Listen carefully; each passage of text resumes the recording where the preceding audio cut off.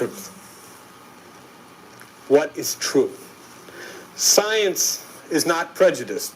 Science does not say, I'm going to conduct this experiment and I want it to come out like this. Science says, I'm going to conduct this experiment and what comes out will come out, and that'll be the truth.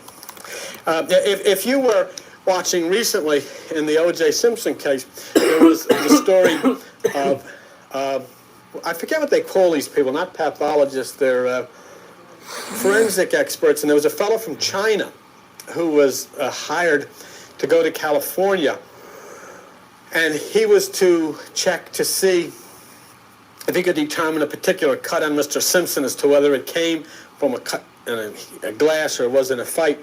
And he went back to Connecticut from China, and he spoke in Chinese, and he said, this type of science, the answer has to come true.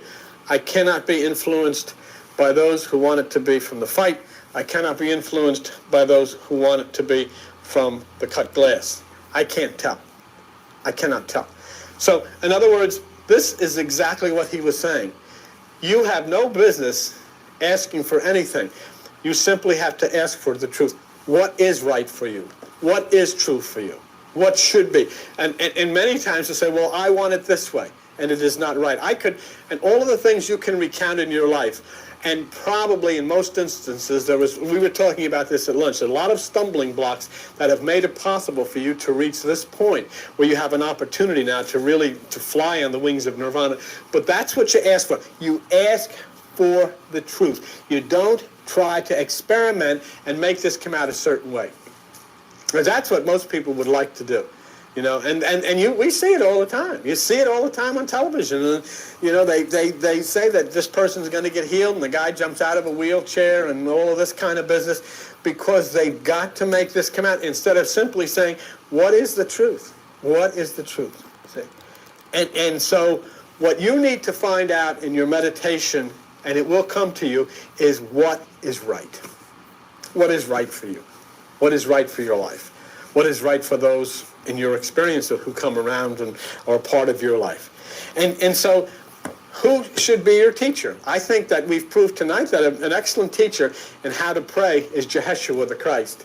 And Jehoshua the Christ has been very specific.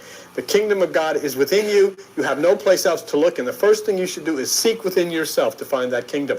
I quote that on the authority of Jehoshua the Christ of the Bible, who's the one who taught that.